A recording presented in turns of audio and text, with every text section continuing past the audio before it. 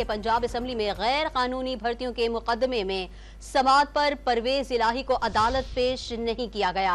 Adiala jail deputy superintendent Tahir ने परवेज इलाही की medical report अदालत पेश कर दी। मज़ीद तफसीलात जानते हैं डॉन न्यूज़ के नुमाइंदे राना बिलाल से। राना बिलाल, परवेज इलाही की मेडिकल रिपोर्ट में क्या कहा गया है?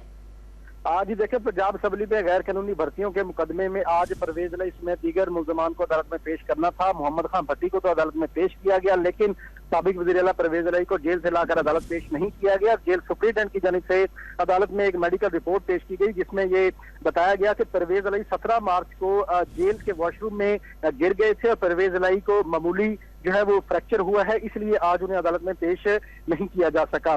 जिस पर अदालत ने इस मेडिकल रिपोर्ट को अदालती रिकॉर्ड का हिस्सा बना लिया है और ये रिमार्क्स दिए हैं कि मुल्जमान की तादाद चूंकि पूरी नहीं है, इसलिए फर्द जुर्म आज मुल्जमान पर आयद नहीं हो सकती। अदालत ने मजीद समाअत 4 अप्रैल के लिए मुलतवी कर दी है और आइंदा समाअत पर परवेज इलाही समेत तमाम मुल्जमान को फर्द जुर्म की कार्रवाई के लिए तलब कर लिया है।